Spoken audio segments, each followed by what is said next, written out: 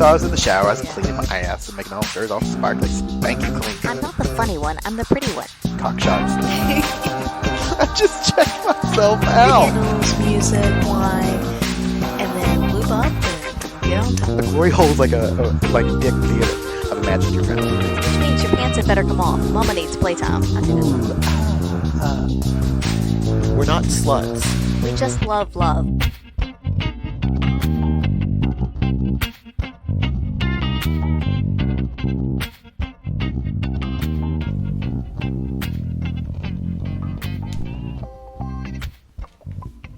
Hello, this is Angela. I almost said Mrs. Adam. I don't know. I'm somebody. I don't know who I am. Hello, this is I'm having an identity crisis. You also looked terrified. It's like... Because I was like, which one do I say? I don't know. That was great. Once again, I felt like somebody was holding a gun to your head. It was proof of life. Mm-hmm. Mm-hmm. I'm alive. Promise. Do the people at home know what that means? Uh-huh. That means it's time. Part 3. For another deep dive into bisexuality. But first, we are currently at... we're pre-recording this, I'm going to tell you. Yeah. To be honest. Look, people, we go on vacation too. You're not the only people, microphone people, you're not the only ones to go on vacation. Sometimes the atoms need vacations. We do. Yeah. We do a lot of work. Atoms literally make up everything. So funny. Waka waka. Yeah. So... We're pre-recording this just a short time before our vacation, and all I can think about is vacation. I know. And by the time you listen to it, we will hopefully be sitting on a beach with lots of sexy people and sexy things going on around us. I plan to be 3 fingers deep in someone and somebody 3 fingers deep in me. It's going to be great. Yeah. Yeah. It's going to be awesome. It's going to be great. It's going to be great. So hello from the past. Or the present, but not yet the future. That's all I got. Okay. Yeah. So, by the way, if you want to help us out, I don't know if some people don't listen to the end of the podcast. They hear us start talking about our stuff, and they miss out some stuff because we often are funny when we fuck up our own social media accounts. Yeah. But if you want to help us out, go to www.patreon.com/bythebydpodcast, and you can support us and get your own cum rags and awesome shit like that. If you live in Sydney, you can get discount tickets to Pendulum Parties, the next one. November 30th. Coming Less up. than a month away. Coming up. It's going to be So exciting. excited. I know. So, and it'll be warm out, so it'll be like you can wear skimpy stuff. It's no problem. It's gonna be fucking lit, baby. Yeah. I don't know what that means, but I hear it's pretty awesome. Yeah. It's gonna be great. So yeah, yay! But before that, we have to get through this next hour. But we are nearing the end of all these studies on bisexuality that were sent to us that we've come across. Yeah, we came across and it's it. actually Sorry. yeah. So we'll be kind of finishing up, going through the last of things, and then summarizing and discussing it a little bit. Yeah. So if you're just catching up now, this is the third of a trilogy. This is the Return of the Jedi. Is that right? Is that the third one? Yeah. Now I'm like, is it The Empire Strikes Back? Oh, there are people yelling at me at home. Yeah. It's The Return of the King. Look, that's more my trilogy. Look, Star Wars is great. I have to be honest, I'm more of a Lord of the Rings kind of guy. Yeah. Elves and stuff rather than Wookiees. Though I think a Wookiee would be kind of fun to have sex with. Especially after our last taboo discussion. Yeah, I kind of would. Ooh, do we want to talk about that? Yeah, sure. Let's go for it. You're looking up to see which... I was still See, you don't know either. Well, you got me confused, and now I'm doubting. So we go watch this. The Return of the Jedi. It was Return of the Jedi. It was. I was right. Yeah, Woohoo. yeah. The Empire Strikes Back is the one on Hoth. Yeah. I was going to say, you had me The all bed confused. hoppers are in England screaming at us right now. I know. It's okay. Anyway. Actually, no, they're not. They're at Desire with us. Woohoo. So if they're listening to this, they're screaming at us literally right now. But hopefully it's screaming like this, like, oh, oh, oh, oh. Oh. Put your your peanut in my warm. And I hear that when Mrs. H gets really, really excited, she starts doing her chicken imitation. Oh, you're so hot, Mr. Atom. Bork.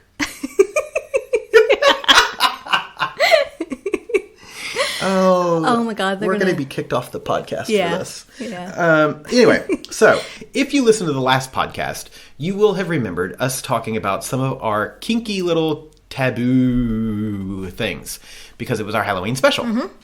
So now, last night in bed, we watched a little bit of furry animated yiffing porn. Yes, we did. And I gotta be honest, it was a bit uncomfortable for me. Why was it uncomfortable? Let's talk about this. Because, to be absolutely honest with you, I'm still coming to terms with the fact that it turns me on. How long has it been since you've started watching or thinking about it? 6 to 8 weeks. Okay, so that's not really long It's relatively recent. Yeah. Okay, I thought it was longer than that. No, I stumbled upon it, I would say on the dark web, but I don't know how to get on the dark web. You're doing good to get on the light web. Sometimes I get lost on the homepage. Like, I'm not a smart man. So it's just, because I look at it and I'm like, I should not be aroused by this. I feel like I shouldn't be turned on by it. And yet, here we are. And yeah. So I will admit that we watched several different little videos last night, and some of them I think I would say are arousing for me, but it was the ones where they were animated and where there was sound, first of all, because some of them didn't have sound. Yeah. But if there was sound of like the sex act, maybe a little bit of background music, but the music wasn't the main thing. Some of them, the music was very primary and it was distracting, and so I didn't like those. Yeah. And then there was one that there was someone dressed up in a furry costume, and I didn't like that because the person who was in the furry costume didn't really move much. And because of the head thing, there was no facial expressions. True. And so it just seemed very mechanical, as, like they're not really enjoying it. They could be, but you can't see that. And so that didn't really do anything for me because it just looked too static. But I don't know. It's that was the first time, so we'll have to, watch some more and different kinds and see what does and what doesn't do it. But Investigate. Porngate. Yes. Okay. Yeah, it was weird. It was awkward. Yeah. But then we started having sex while it was on. It was like, wow, this is kind of awesome sex. Yeah. Yeah. Yeah. But I was also a bit on the drunk side. Because I was going to say, we started feeling each other up and giving hand jobs and one thing. And then suddenly you were like, all right, saddle up, pony. Yeah. Okay. Yeah, so there you go. You can be like, this is all about sharing porn and strange things with your partner. Yeah. Yeah. It's nice. It's fun to be able to do that. Next time we'll let you drive the porn. Okay. See what you come up with. Okay. Ooh. Yeah, so that was interesting. Mm-hmm. We'll see. Moving on. Moving right along. Mm-hmm. I'll let you take over since, again, so if you haven't listened to these in the past, we had gotten a bunch of papers, scientific papers, that were sent to us by one of our wonderful listeners. Thank you very much once again. You know who you are. And we wanted to sort of digest them, chew them up, digest them, and then regurgitate them just for you. Look, Roman showers again. See, I'm calling back. Yeah. You've really learned a lot from the taboo one, didn't you? I did. I learned so many things that I don't want to do. I learned to remember my safe word. Mm-hmm. Mm-hmm. Yes. Right. Okay. So let's dive into this one. Okay. So this paper that we're going to start with, I think it might be the last one potentially. And then there's some other topics and things to discuss. But this paper focused on psychological effects and kind of naming yourself, labeling yourself, how you identify. So it was kind of looking at that realm of things as opposed to relationships, physical effects, that type of thing. So the gist of this paper is that there are 3 contributors to increased depression and anxiety amongst LGBT individuals. And that's experiences of sexual orientation-based discrimination, bisexual invisibility and erasure, and the lack of bisexual affirmative support. And we've seen evidence of this in some of the other papers that we've been talking about here. But I actually really liked that before they kind of started to dive into this, they first tried to define bisexuality. And the way that they put it is that sexual orientation can be defined on the basis of sexual attraction, sexual behavior, or self-identity. And these three definitions overlap only a little bit with each other. So if it basically means that you don't have to actively be having sex with someone of two genders in order to be considered bisexual. It can be attraction, it can be emotional connection, it can be behavior, it can just be your own identity and what you feel. And I actually really, really like that, and we've incorporated that in some of the things that we've talked about as well. Yeah, and I think it's absolutely right. You don't, just like you said, you don't have to have done something in order to identify as it. Right. I like that. Mm-hmm. Yeah. So when they were looking at this, they said that the behavioral definition of bisexuality captures a different group of bisexuals depending on the time frame used. Like if you look at your lifetime or the past year, because you may have been in relationships with people of different genders throughout your life, or maybe the past 5 years, 10 years, but maybe not the past year. It could have been you've only been with one partner or one gender for the past year. And so I think that this kind of is really important to understanding the health disparities, because it does confound sexual status with your number of sexual partners, whether you have, because if you're looking only at behavior, in order to be considered bisexual, you had to have had at least two partners. Yes. And they had to have been at two different genders. So it does get kind of complicated when you look at it that way, I think. Yes. I'm over here shaking my head a lot and then thinking, people can't see that at home. No, they can't. And also in this paper, they said that to encompass the breadth of relevant self-identities, researchers have proposed potential umbrella terms such as plurisexual or non-monosexual to include all individuals with the potential for multigender or sexual attraction. And I know this is something that we've kind of talked about a bit because we identify as bisexual. Yes. Now, you could kind of say that it's pansexual because you start to dive into the true definitions of all these. Pansexual, again, the difference between polyamory and swinging, it's a scale. And I feel like that bisexuality and pansexual, I feel like all of this is along that scale somewhere. And that's why we personally do like the umbrella term of queer, because I feel like it encompasses a lot of that and a lot of different things. And I feel like queer also covers kind of the swinging side of things that we do. But when you do start taking these labels as, truly by its literal meaning, it gets really tough. And it gets hard to fit yourself into a category. And I take the labels quite loosely. I do too. And I'm getting to where I do too. I still, for me, like bisexual, excuse me, I still like bisexual the best for me. But, part of that reason is the am I blank enough kind of thing. And I think that we've gotten emails from people, we've spoken to people who feel this way. Even having said it doesn't depend, it doesn't make a difference whether or not you've acted on something or just thought about it. But, we've used the word queer to define ourselves with friends, to which they were like, oh, well, you really shouldn't use that word because it doesn't apply to you. So it's like, wow, so I'm different, but clearly not different enough to be called queer. Right. And I think the problem with that is most people, when they hear queer, they hear or think genderqueer. Yeah. Which is completely different, in my mind, than queer. Yeah. I think queer encompasses genderqueer, but I think also queer encompasses kink, swinger. I mean, queer by definition means different. Anything outside of the norm. Yes. Yeah. So, it's interesting to have that. And I was actually quite shocked when we were told, oh, well, you probably shouldn't use that because you're really not queer. Yeah. I remember we had this long discussion with the person about it. It was pretty fascinating. And I still completely disagree with him. Yeah. So that's okay. Because it's self-identification. And, we've got many friends on Facebook and Twitter who use the term queer to define themselves, but don't mean it in a genderqueer kind kind of way. Yeah, and I also think that bisexual, I would say, is also a touch easier for most people in Muggle land to understand, whereas pansexual people start to get confused. They don't really understand what it means. They think you're having a good relationship with your all-clad or yeah. your cast iron. And so but again, it's one of those things that's, if you don't use the term, then people aren't going to learn. So, I don't know. Yeah, it gets tricky.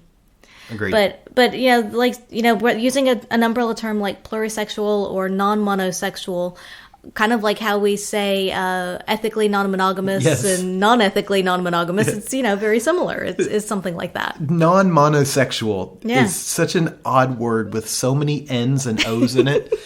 That's interesting. Yeah. Plurisexual, I sort of like that one because it makes me think. I like it 2/3 of the way because it makes me think of multiple sexes. It makes me think of lots of sex because it's plural sex. Mm-hmm. But then I don't like it because it makes me think of pleurisy, and that's a disease. That's funny. I think of pluripotent. What is that? It is an immature stem cell, so capable of giving rise to different cell types. Of course it is. But that just nerd. Nerd. Sorry. Because you don't hear pluri like that prefix very often. True. I love you so much.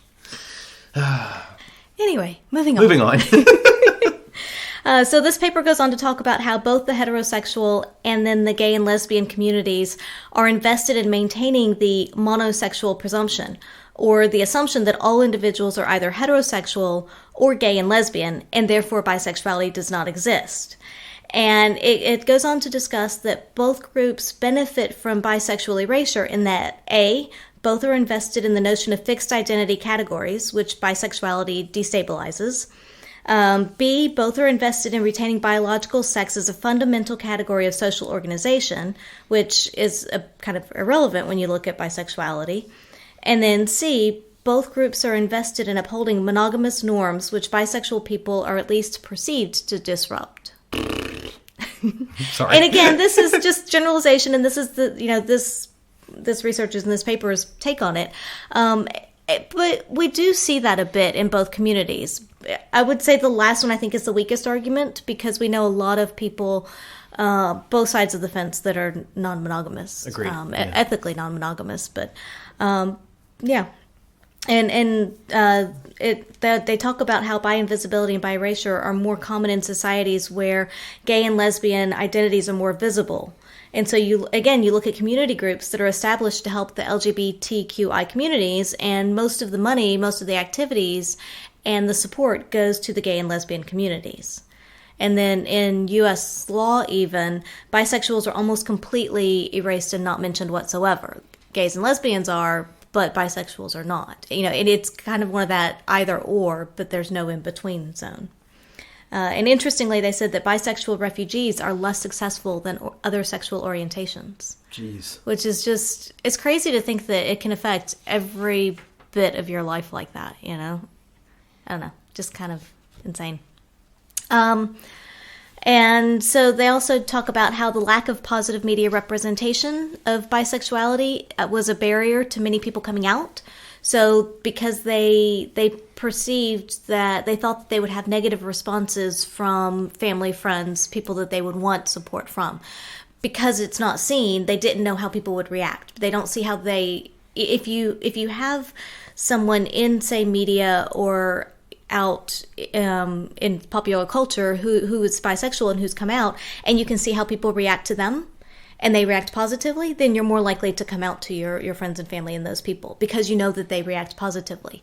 But not having that, you don't know how they're going to react. And it's, again, that fear of the unknown.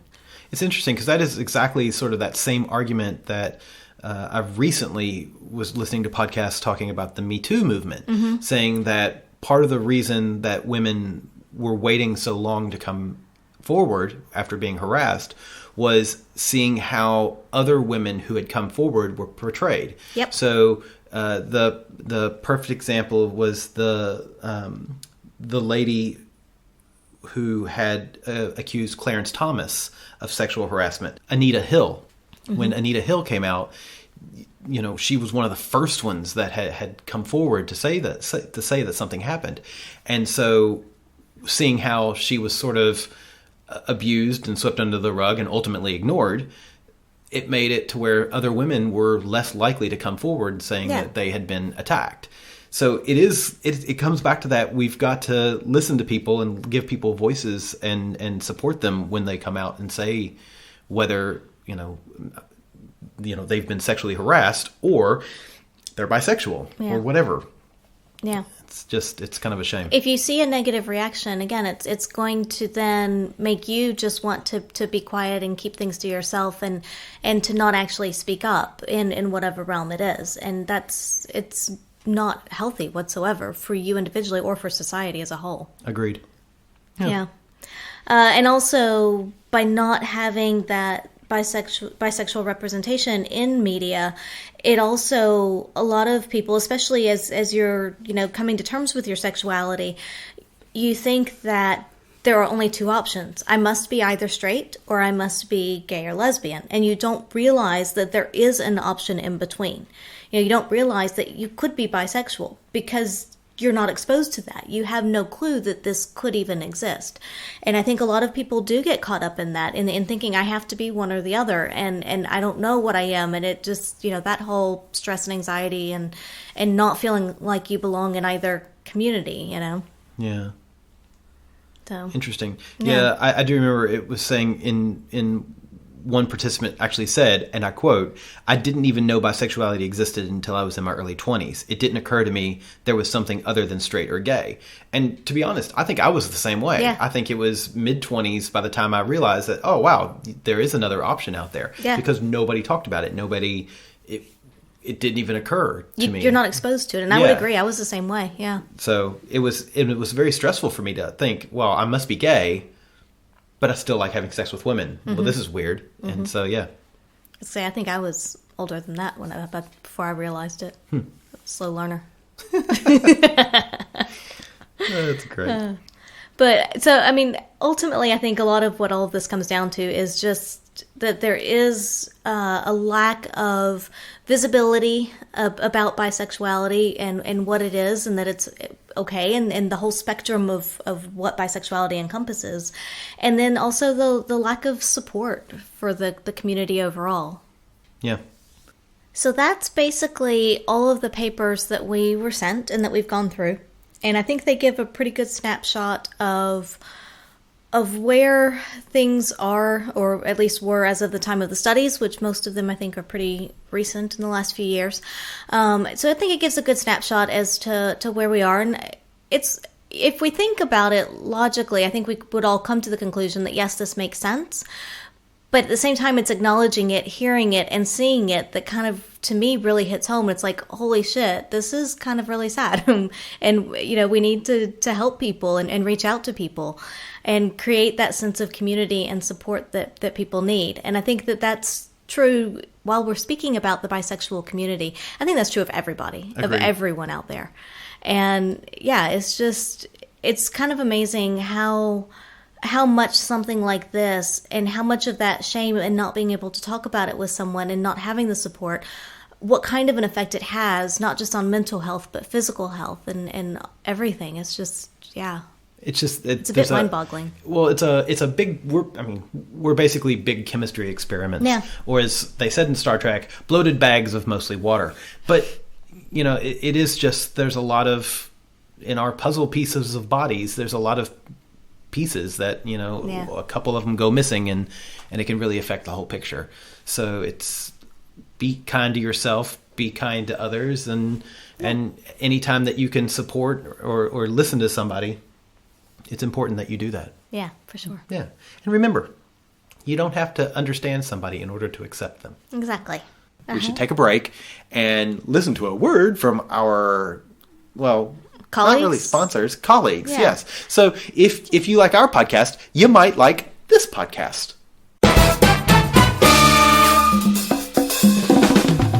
Join us on The Wet Coast, a podcast about sexuality and ethical non-monogamy of every variety. We talk polyamory and swinging, monogamish and open relationships, from dirty, dirty sex to heartbreak and everything in between. We share our personal experiences and philosophy, observations and theories, what works for us, and where we fucked it right up. This isn't your average couple's Explanabrag podcast, though we definitely do a little of that. We share our adventures in open with a unique, funny, feminist, and Canadian approach. Come get wet with us on the Wet Coast.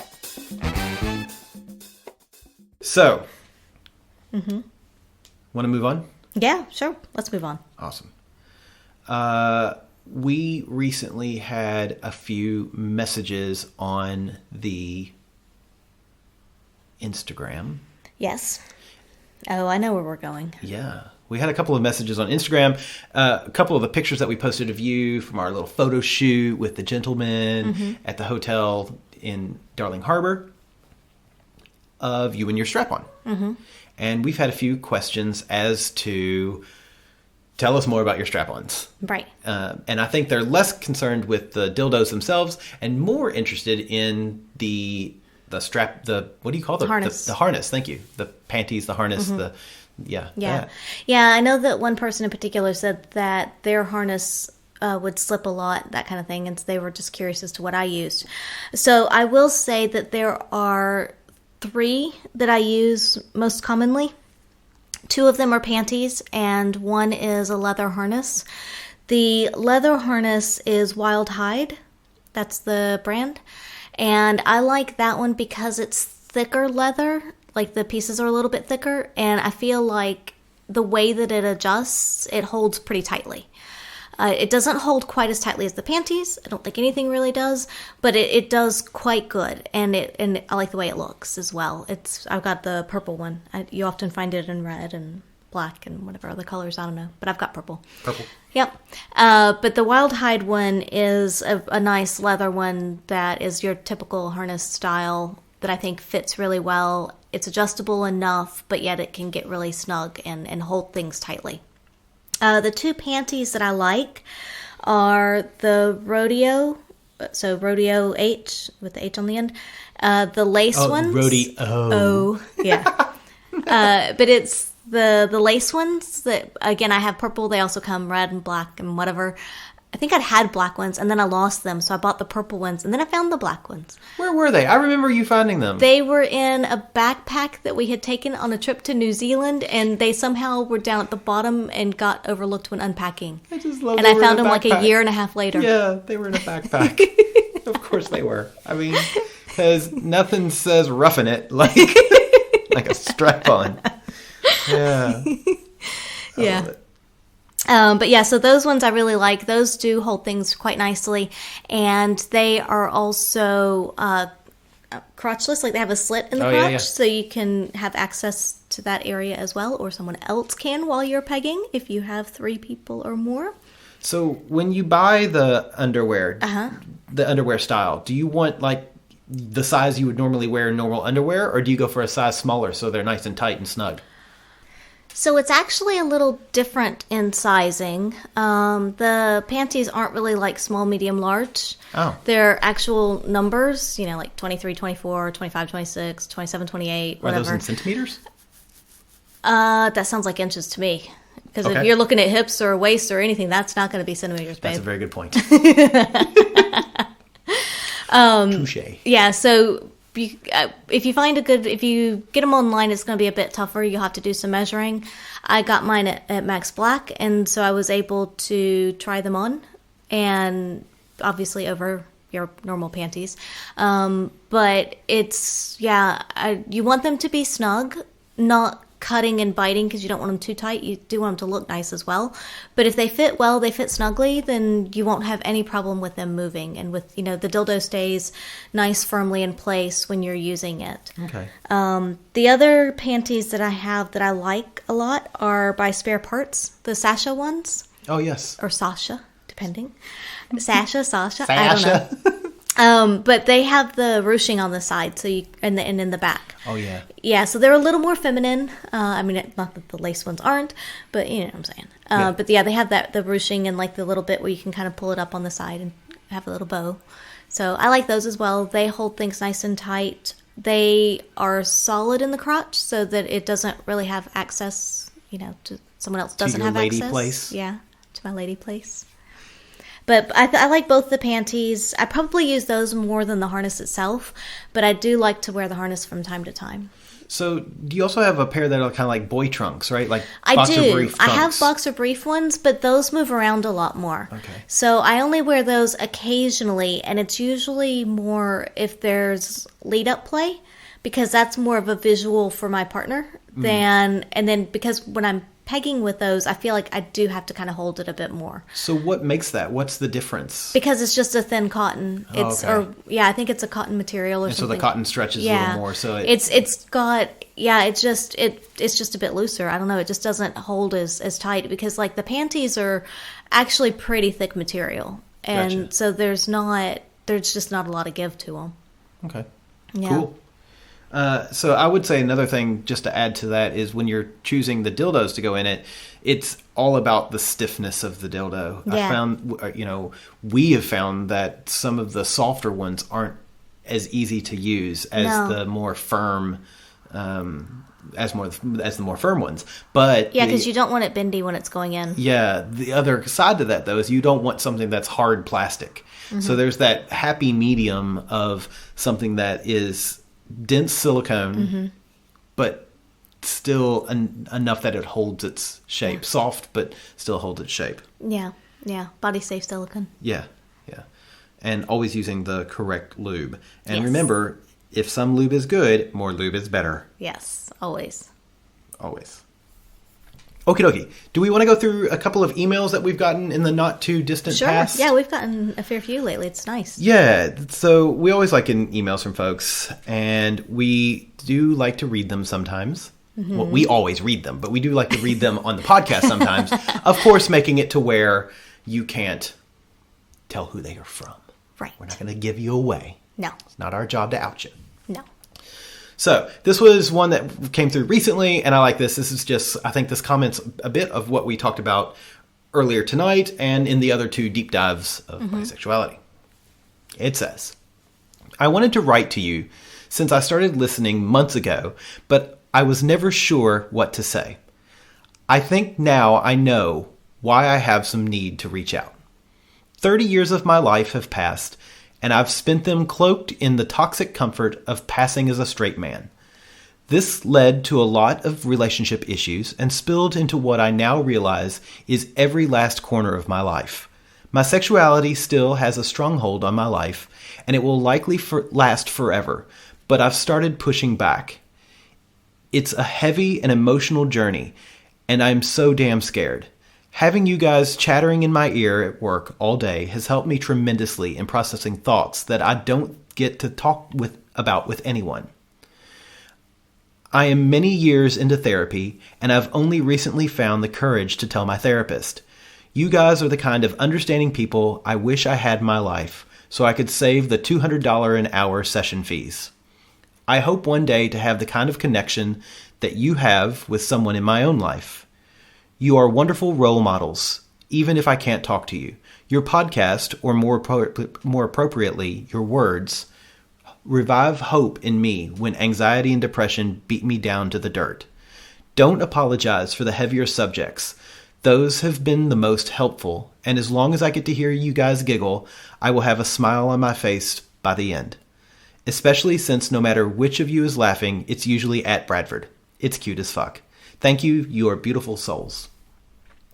Which was a wonderful email. It was very sweet, and we really appreciate it. Number one, don't feel like you have to have something to say to reach out to us. Yeah. Just hi is enough.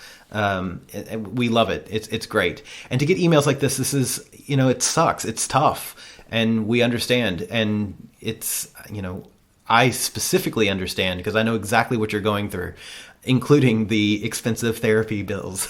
Yeah. So it is something that, is it easy? No. Is it worth it? Absolutely. Yeah. And we are, of course, always with you, which, that may sound a bit hokey, but it's true.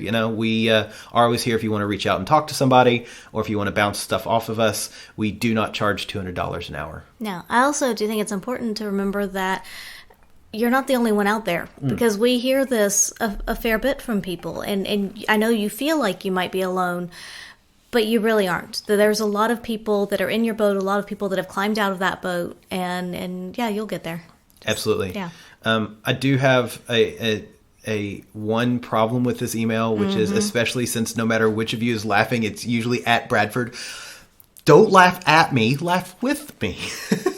But is it saying that we're laughing at you, which is because I'm completely funny? possible, Oh, okay. or like the Instagram at Bradford? Oh my!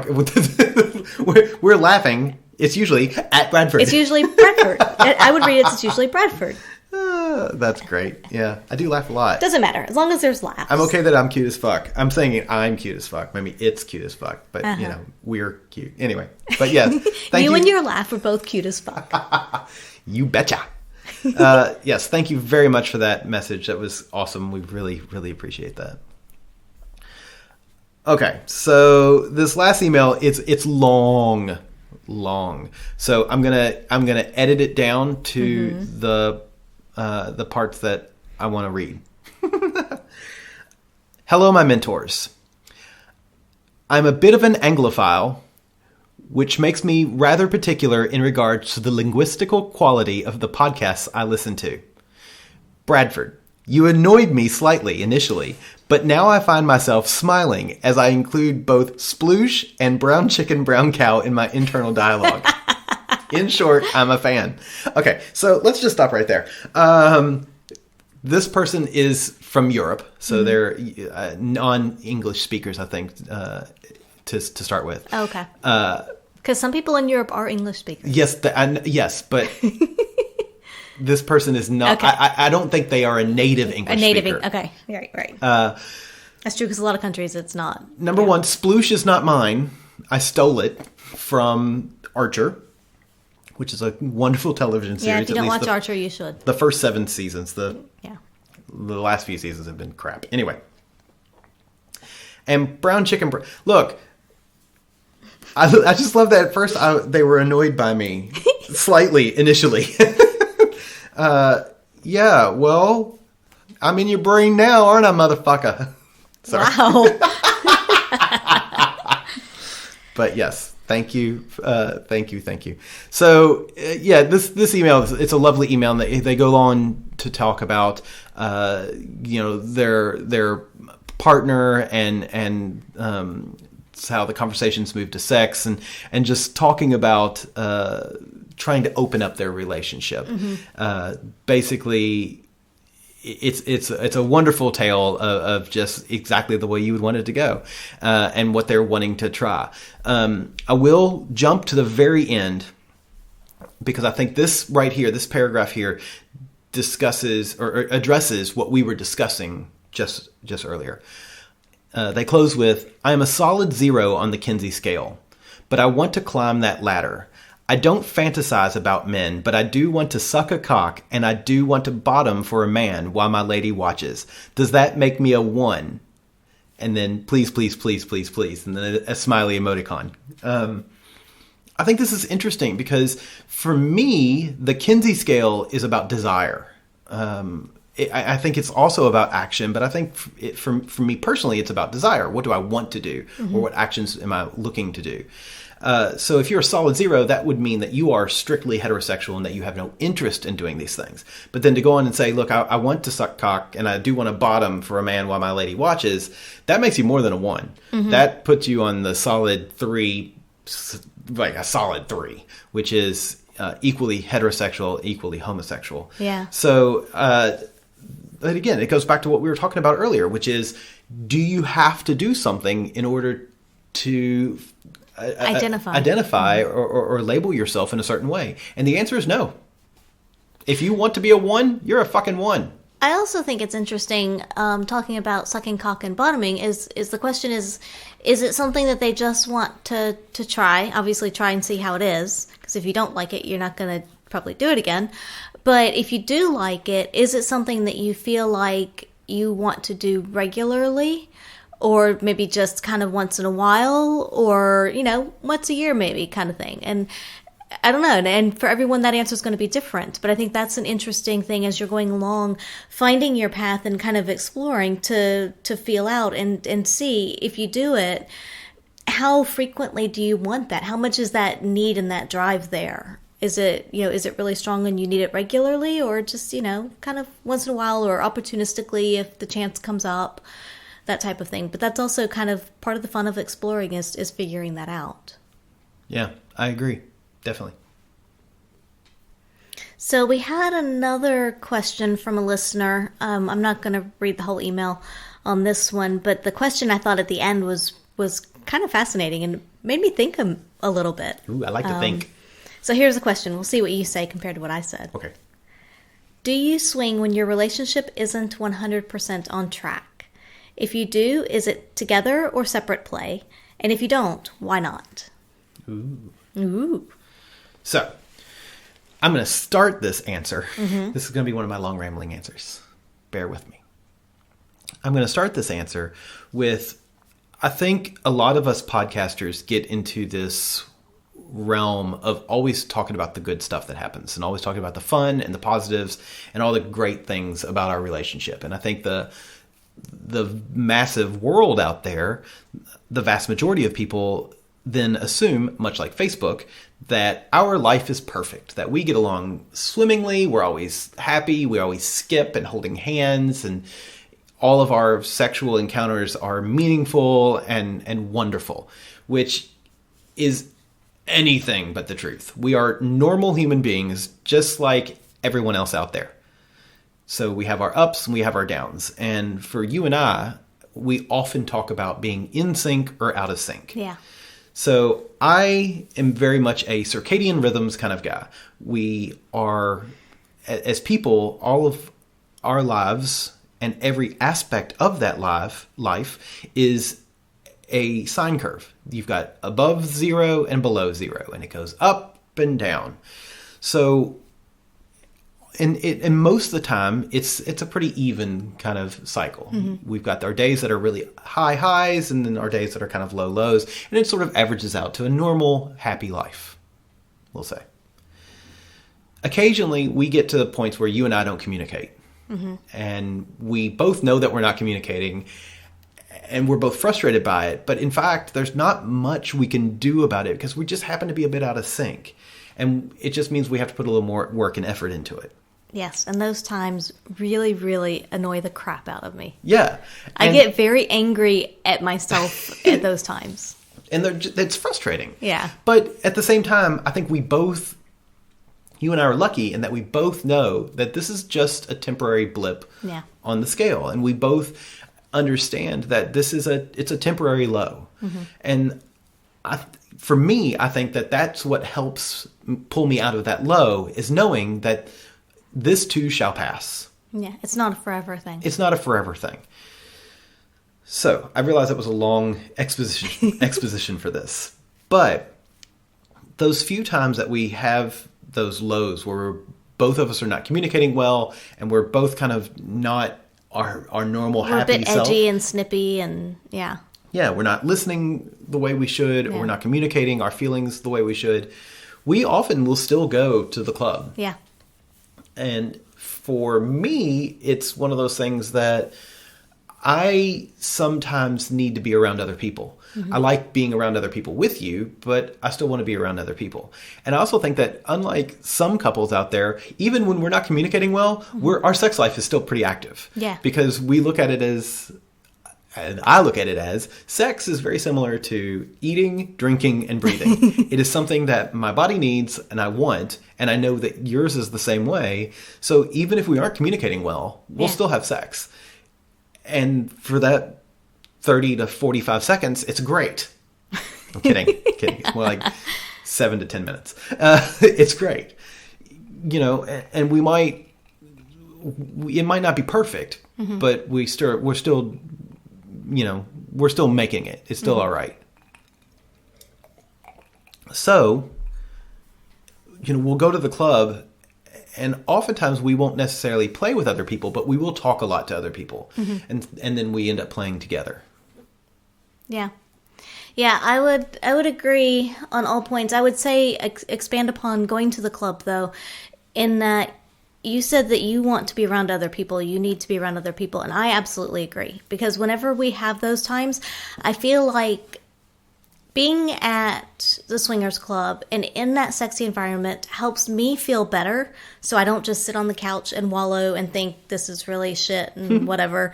And so I think it helps me it forces me to get out and to be positive and to be a better person, which I think makes that low not last as long, because Right. it kind of, it forces me to start pulling myself out of that.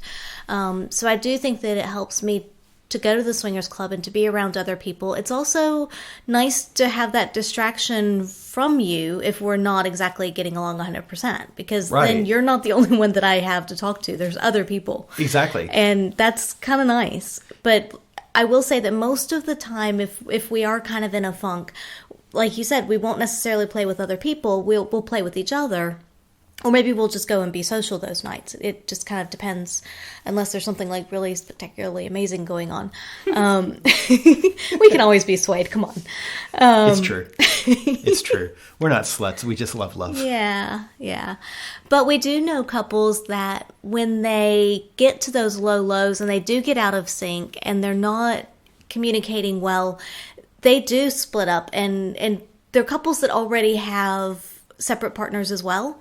But I think at those times they spend more time with their separate partners than they do together. Yeah. But again, it's whatever helps you to kind of get back into sync and get out of your funk and to kind of work back to that normal zone for whatever your relationship is. I think that's ultimately what you need to focus on. And for us, it's going out and being around other people, whether we have sex with them or not. Very often not, because I think neither of us are in the most perfect headspace to be a great experience for them. Right. And I don't, we recognize that. But at the same time, just being around other people and in that kind of sexy environment really helps us. For some people, it may be getting away from their partner and having some alone time or alone playtime with others that helps. But for us, we don't really do that a whole lot. Also, another thing that I have often found is that when we are out of sync and we go to the club, it is one of those things that we both see the club as it's a team sport. So you're forced to work together. Mm-hmm. Even if we're not working together to play with somebody or hook up with somebody, we're still working together to sell each other, to wingman for one another, to present ourselves and one another in the best possible light.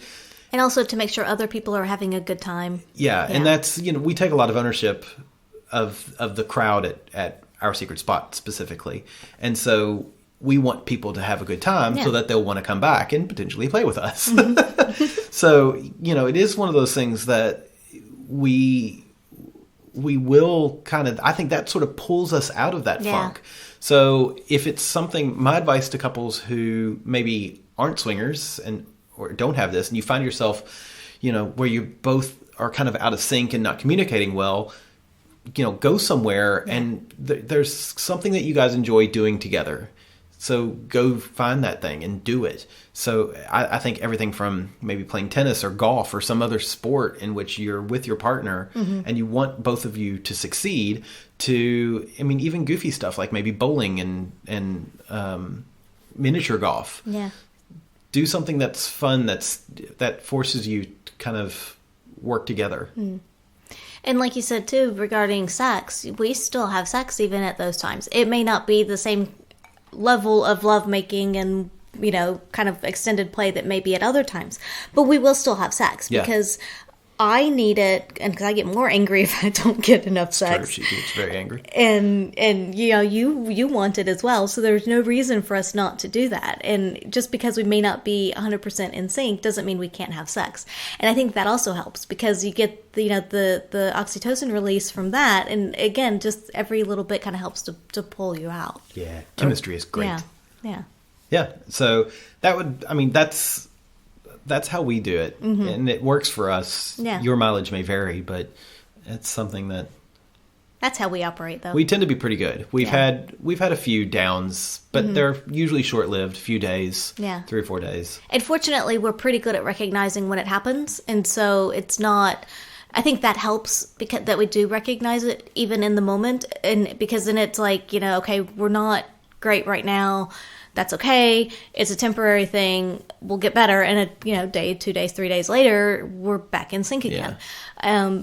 But I think it is good to know that, because if we don't recognize it, then I feel like I would get in that funk of like, what's wrong with us, what's wrong with me, and start going down that path, and then that makes it worse. Yeah. So I will say one thing that we have started doing is we call it out. As soon as we see that we're out of sync, one of us will say, we're not in sync, are we? Yeah.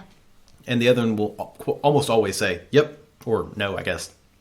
At least they agreeing. Right. No, we're not in sync. Yeah. And what can we do to fix this? And I think just calling it out and saying, cards on the table, this is how I feel, Yeah. and finding out that you agree, suddenly we're in sync because we both agree that we're not in sync. So it's one of those really kind of weird catch-22s in which when we both agree the fact that we're not working right now, I think it forces us to work together. Yeah. Yeah. Agreed. Cool. All right. I guess we're going to wrap this one up. Okay. So if you have your questions, comments, and rude remarks, which we really appreciate, thank you to the folks whose emails we read tonight and whose questions we've answered. We definitely appreciate it. If you've got your own questions or things that you've been sitting on and wondering for a while, you can reach out to us. We are theatomsoflove@gmail.com if email is the way you want to go. Or if you want to message us on Instagram or Facebook or Twitter, we are at By the By Podcast on all of those. Please don't hesitate to follow us and reach out to us and ask your questions. Yep. Sometimes it takes us a while to get to them, but Or just tell your stories. yeah, we promise to get to them. Or tell your stories. Yeah. We love hearing the stories. It's good stuff. And if you have a good story, we might even share it on the air. I know, it's great. You hear your words read by our mouths. Sounds kinky. Sounds a little creepy, yeah. I like it. Yeah. You went kinky, I went creepy. I'm going to put your words in my mouth and I'm going to roll them around. Oh, yeah, you like my words. Your words. Yeah, you like your words in my mouth, don't you? I'm sorry. I tried. I failed. The moral is never try. So, shoot us your messages. Please, like we said before, go to Patreon, www.patreon.com/bythebydpodcast, and support us. Get your cum rags. Kind of awesome. Get your discount tickets to Pendulum Party, which is November 30th. Yep. And, so thank you very much, and we'll talk at you soon. Let's go vacation. Yeah. Oh, hello. I didn't see you there. I'm Dylan Thomas, co-host of Life on the Swing Set, the podcast. We share our experiences in swinging, polyamory, and beyond. You're listening to a Swing Set Network podcast at swingset.fm.